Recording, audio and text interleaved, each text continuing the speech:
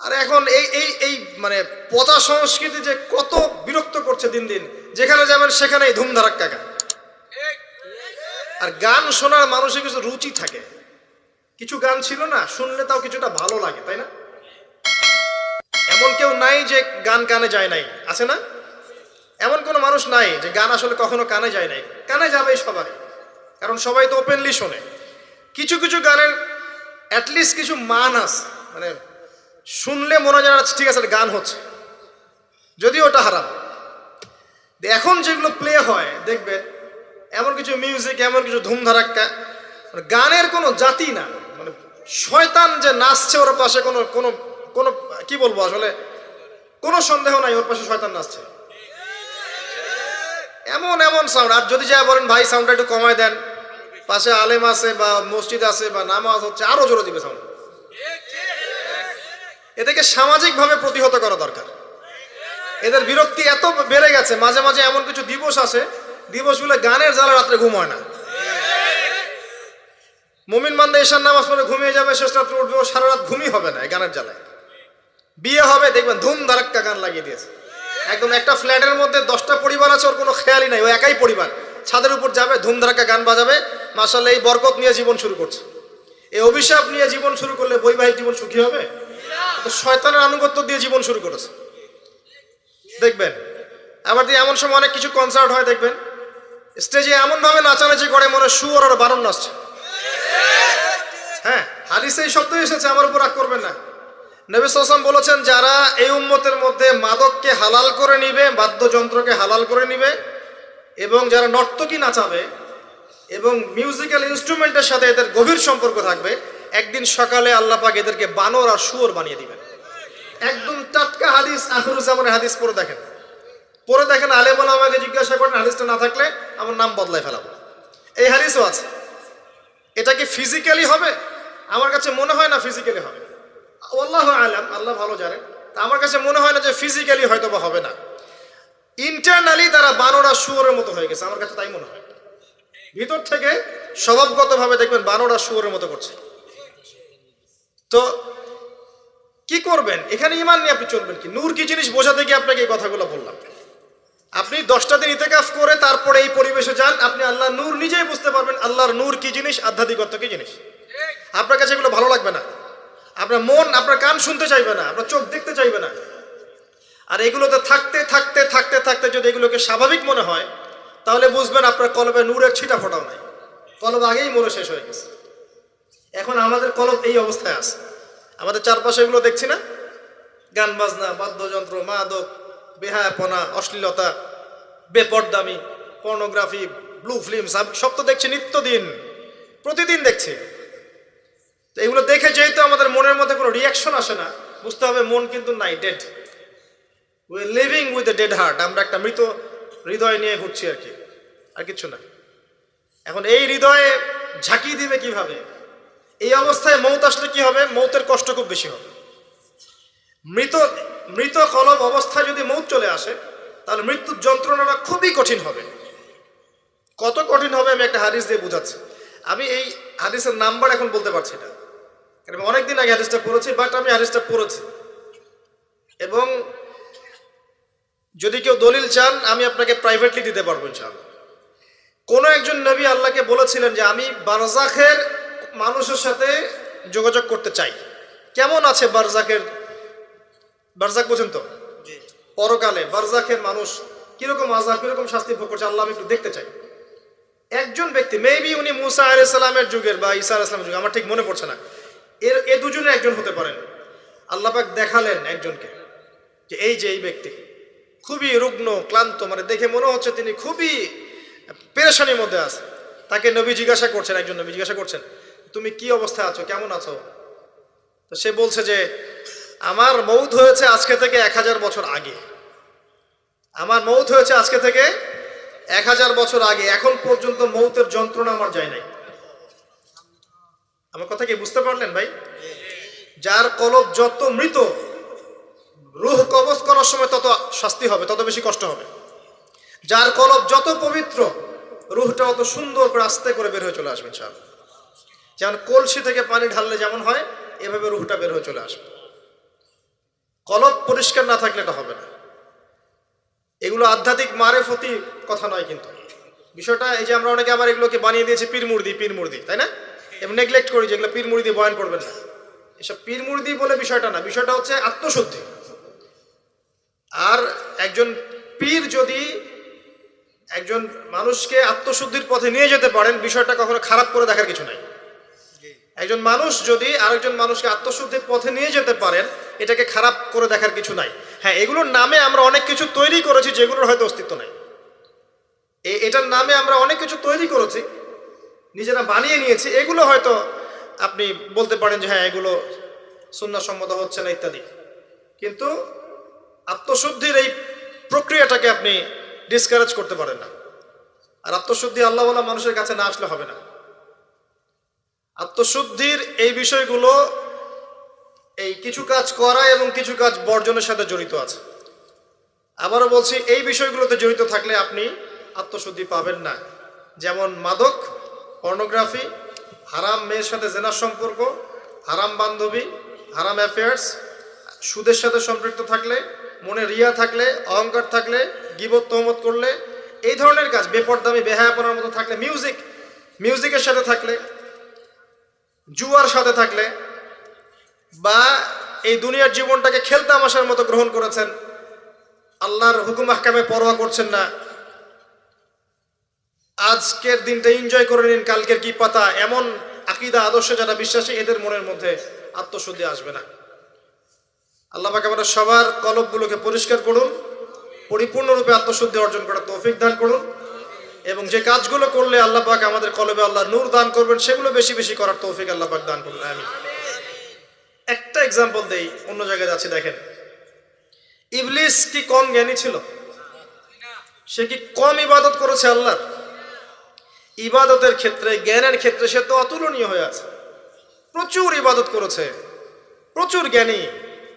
এই মহাবিশ্ব সম্পর্কেও জ্ঞান আছে না? তার প্রচুর জ্ঞান আছে। কি কারণে সে চিরস্থায়ী জাহান্নামী হলো? একটা আদেশ লঙ্ঘন করেছে। এই তো একটা আদেশ তো আদম আলাইহিস সালামও লঙ্ঘন করেছে। তাকে বলা হয়েছে গাছের কাছে যেও না, আমাদের পিতা ভুল করে গাছের কাছে চলে গেছে।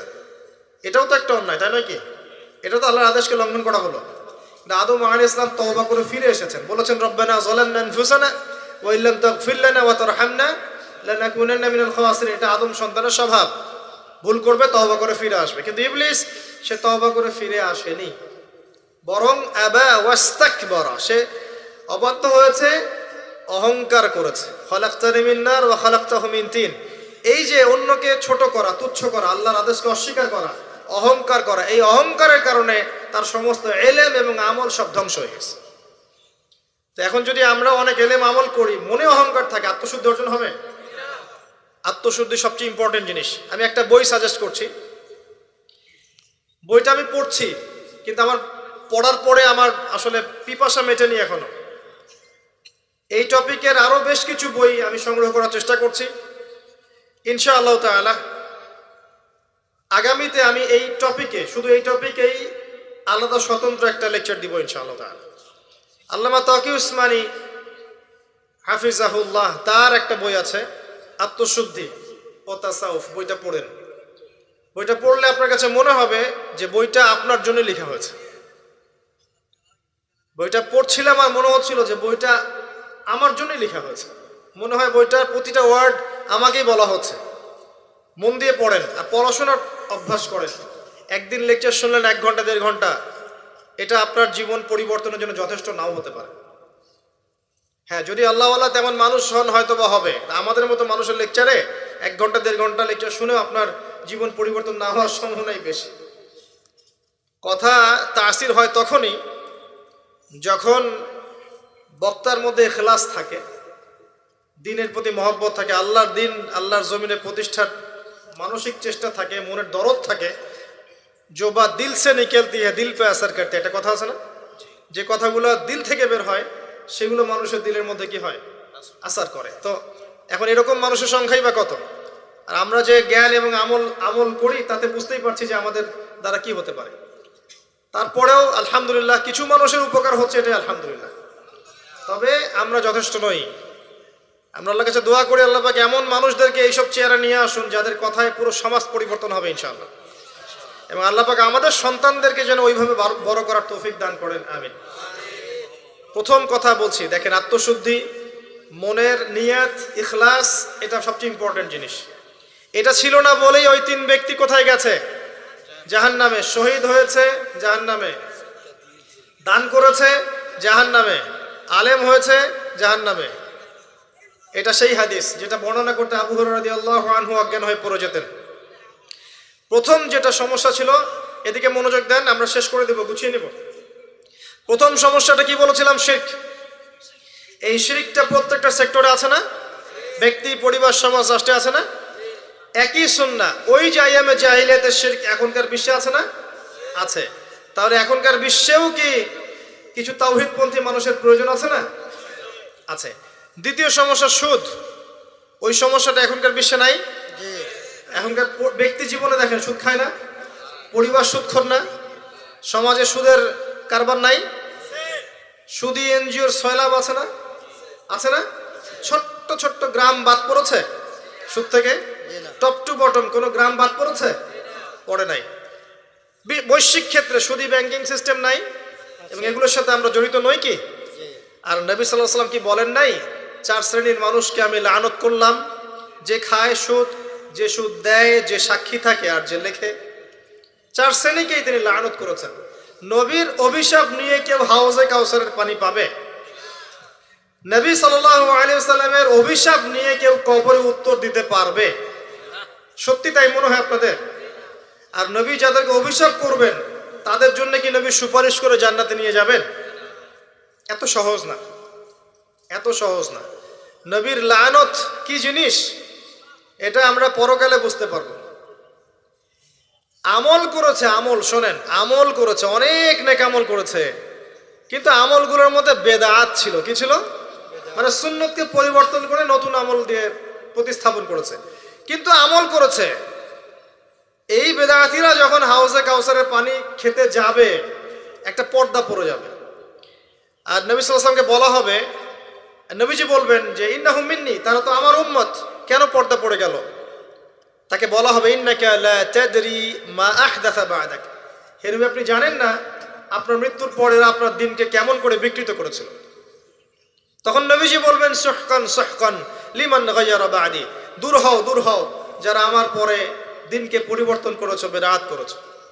এটা বেদাতির শাস্তি, তাকে দূর করে দেয়া হলো। যে আমল করেছে, সারা জীবন আমল করেছে, হালাল খেয়ে আমল করেছে, কিন্তু বেদাত করেছে, তাকে তাড়িয়ে দেয়া হলো। আর যে সুদ খাচ্ছে তাকে কি করা হবে? ভাবেন, একজন মানুষ যদি, আমার কথা শোনেন, একজন মানুষ যদি তার মায়ের সাথে জেনা করে, আপনি কি করবেন তাকে? মনে করেন কালকে উঠে দেখলেন আপনার এই গ্রামের 10 জন মানুষ পাওয়া গেছে, আজকে রাত্রে নাউজুবিল্লাহ তারা মায়ের সাথে, কথাটা বলতে আমার খারাপ লাগছে, তারা মায়ের সাথে খারাপ কাজ করেছে আজকের রাতে, কালকে সকালে এই 10 জনের যদি দোষ প্রকাশ হয়, আপনি কি করবেন? কি করবেন? ফুলের মালা দিবেন? বড় বড় সুন্দর সুন্দর চেয়ার দিবেন, না বড় বড় অফিস করে দিবেন? কোটটাই পরিয়ে বসিয়ে দিবেন? সুদের মধ্য দিয়ে আমরা তাই করছি। নবী সাল্লাল্লাহু আলাইহি ওয়াসাল্লাম বলেছেন 73টা পাপের শাখা আছে, তার সবচেয়ে নিম্ন শাখা কি? আপনারা বলেন না, হাদিসটা তো আপনারা জানেন, বলেন সবচেয়ে নিম্ন শাখা কি? নিজের মায়ের সাথে। কোন ব্যক্তি যদি এই কাজটা করে, আপনি তাকে কিভাবে দেখবেন? একজন ব্যক্তি যদি একাধিক বিয়ে করে, তাকেই তো দেখতে পারেন না। একজন ব্যক্তি যদি ধর্ষণ করে, তো ধর্ষকের শাস্তি আছে না? ধর্ষককে কি সমাজে মানুষ ভালো চোখে থাকে না ঘৃণা করে? এমনকি দেখা যায় যে মজলুম মেয়েটার উপর অত্যাচার করা হয়েছে, ওরই তো সারা জীবন বিয়ে হয় না, এমন হয় না? কত বড় ফলাফল সমাজে বয়ে নিয়ে আসে, তাই না? এখন একজন ব্যক্তি যদি মায়ের সাথে জেনা করে, আপনি তাকে কি করতে চাইবেন? নবীজি বলেছেন সাল্লাল্লাহু আলাইহি ওয়াসাল্লাম, আপনার নবী, আপনারই নবী, যাকে কবরে দেখানো হবে আপনাকে, তিনি বলেছেন যে এর 73টা পাপ আছে রিবার, তার সবচেয়ে নিচের পাপ হচ্ছে নিজের মাকে বিয়ে করা। নবীর সাথে ডিল করেন, এখন আমার সাথে প্লিজ রাগ হবেন না। কিয়ামতের মাঠের জন্য অপেক্ষা করেন, আল্লাহ নবীর সাথে আপনার সাক্ষাৎ হবে, সেদিন তাকে জিজ্ঞাসা করবেন কেন আপনি হাদিস বলে গিয়েছিলেন। আপনি সমাজকে পিছিয়ে দিয়েছেন, অর্থনীতিকে পিছিয়ে দিয়েছেন। এই হাদিস কেন বলতে গেলেন? এটাই তো অর্থনীতির সমৃদ্ধির একমাত্র পথ পদ্ধতি, তাই না? রিবা, এই হচ্ছে রিবা। আর সবচেয়ে উঁচু শাখাটা কি তাহলে? এটা আপনি পাবেন সূরা বাকারায়। কোন সূরায়? আয়াত নাম্বার 279 থেকে শুরু করে পড়া শুরু করবেন, দেখবেন ওখানে আল্লাহ পাক বলেছেন, ইয়া আইয়ুহাল্লাযীনা আমানু, হে মুমিনগণ, ইত্তাকুল্লাহ, আল্লাহকে ভয় করো, ওয়া যারু মা বাকিয়া মিনার রিবা, সুদ ছেড়ে দাও, সুদ ছেড়ে দাও। আল্লাহ বলছেন ইল্লাম তাফআল, তোমরা যদি এটা না করো, ফাযানু বিহারবিন মিনাল্লাহি ওয়া রাসূলিহি, তাহলে আল্লাহ এবং তার রাসূলের সাথে যুদ্ধের ঘোষণা শুনে রাখো। এটা সবচেয়ে উঁচু লেভেল। আল্লাহ এবং তার রাসূলের সাথে কারো যুদ্ধ হচ্ছে মনে করেন, কথার কথা, আপনি কার পক্ষ নেবেন? এটা আমরা বলছি ঠিকই, আল্লাহ এবং তার রাসূলের সাথে যুদ্ধ হচ্ছে, কিছু মানুষ তার সাথে যুদ্ধ করছে।